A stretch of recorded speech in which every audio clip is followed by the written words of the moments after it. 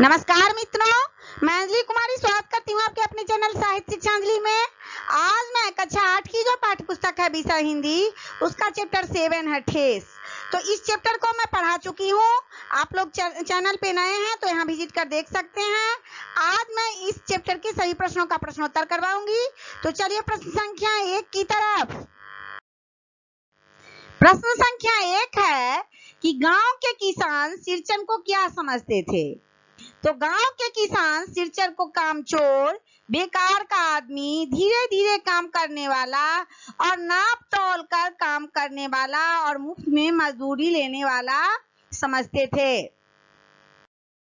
प्रश्न संख्या 2 में पूछा जा रहा है कि इस कहानी में आए हुए विभिन्न पात्रों के नाम लिखें। यह ठेस जो कहानी है उसमें कौन कौन से पात्र आए हैं यही पूछा जा रहा है।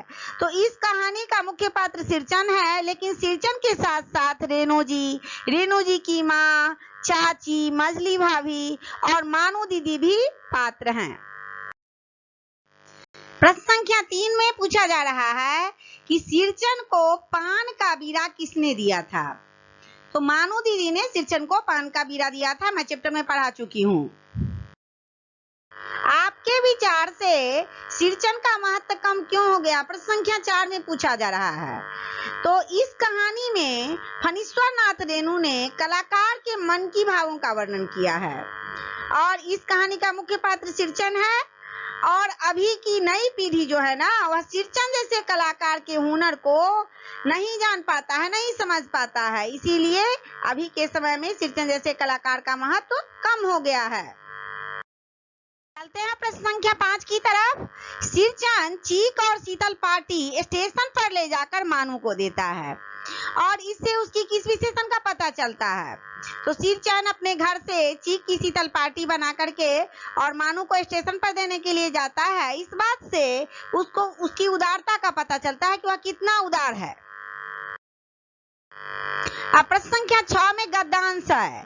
कहा जा रहा है कि निम्नलिखित गद्यांशों का कहानी के अनुसार क्रमबद्ध रूप में सजाइए। अब क ख ग 3 दिया हुआ है ना, लेकिन कहानी के अनुसार कह रहा है कि सजाने के लिए। तो पहले गद्यांश को देखते हैं, फिर कहानी के अनुसार सजा देंगे। उस बार मेरी सबसे छोटी बहन की विदाई होने वाली थी। पहली बार ससुराल जा रही थी। कौन? तो मानू के दूल्हे ने पहली ही बड़ी भाभी को खत लिखकर चेतावनी दे दी है कि मानू के साथ मिठाई की पतीली न आवे तो चलेगा, कोई बात नहीं। 3 जोड़ी फैशनेबल चीक और पटेल की 2 शीतल पार्टियों के बिना नहीं आएगी मानू। उसके हस्बैंड जो है वह खत में लिखते हैं। फिर आगे है कि मुझे याद है मेरी माँ जब कभी सिरचन को बुलाने के लिए कहती तो मैं पहले से ही पूछ लेता भोग क्या क्या लगेगा, मतलब सिरचन को खाने के लिए क्या क्या मिलेगा। फिर गांव में है कि मानू फूट फूट कर रो रही थी। स्टेशन पर मानू बहुत रो रही थी और लेखक अपने बारे में कह रहे हैं कि मैं बंडल को खोलकर देखने लगा। ऐसी कारीगरी, सिरचन ने जो बनाया था शीतल पार्टी, उसमें ऐसी कारीगरी थी, ऐसी बारीकी थी और रंगीन सुतलियों के फंदों का ऐसा काम था कि लेखक उस चीज को पहली बार देख रहे थे। अब गद्यांश जो था सो आगे पीछे कर दिए हैं उसी चीज को।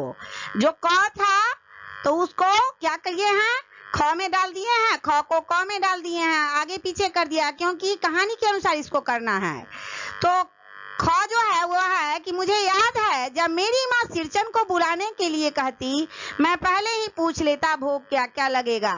फिर आगे है कि उस बार मेरी सबसे छोटी बहन की विदाई होने वाली थी जो कि मानू है और ससुराल जा रही थी।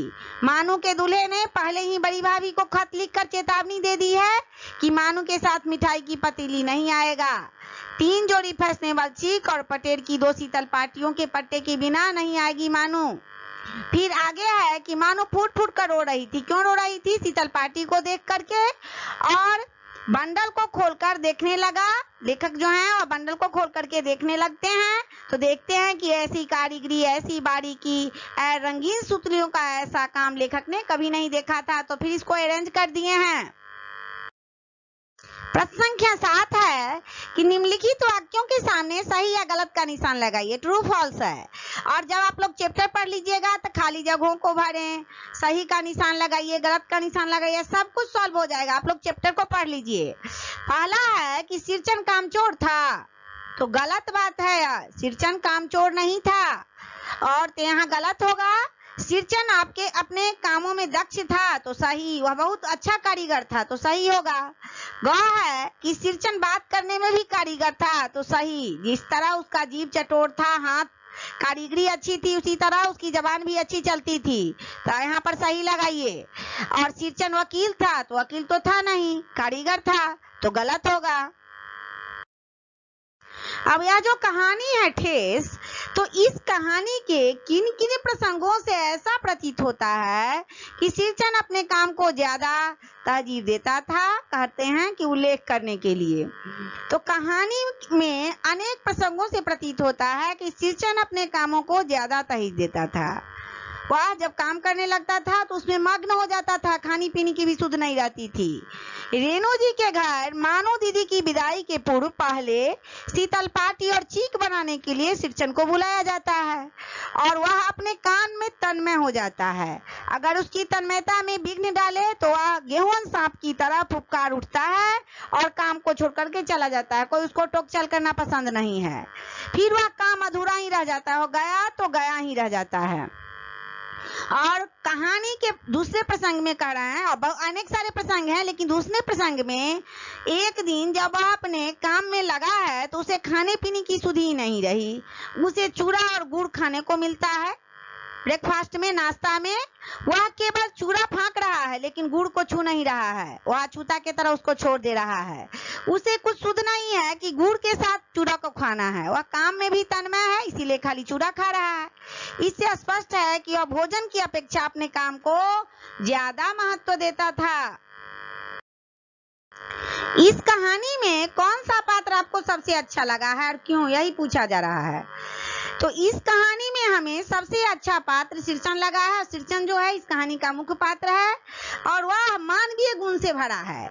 वह जिस काम को करता है तो प्रेम से करता है, और उसकी कारीगरी दूर दूर तक गांव के लोग जानते हैं कि वह अच्छा कारीगर है।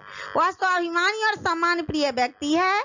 उसे खाना जो भी मिले, वह उसे खाने के लिए नहीं है, उसे खाना जो भी मिले वह अपने काम को अच्छी तरह से करता है, और किसी की जली कटी बातें सुनकर या अपने कारीगरी के प्रति आरोपों को सुनकर वह काम को छोड़ देता है।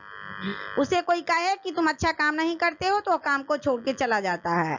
जिस काम को वह छोड़ देता है वह काम अधूरा ही रह जाता है। और कहानी के अंत में 28 जो कहानी है, इस कहानी के अंत में सिरचन के आत्मीय गुण जो है इसको दर्शाया गया है कि जब मानू दीदी स्टेशन पर अपने ससुराल जाने के लिए गाड़ी पर सवार होती है तो गाड़ी खुलने के समय में सिरचन दौड़ता हाँफता मानू दीदी को शीतल पार्टी देता है और कहता है कि यह हमारे तरफ से शीतल पार्टी है, जो कि चीक और कूस की बुनी हुई होती है। इस चैप्टर के सभी प्रश्नों का प्रश्नोत्तर करवा दिया है, और आप लोग अगर चैनल पे नए हैं तो चैनल पर विजिट कर इसको देखिए, वीडियो को लाइक कीजिए, चैनल को सब्सक्राइब कीजिए तथा अपने दोस्तों में शेयर कीजिए। तब तक के लिए जय हिंद, जय भारत।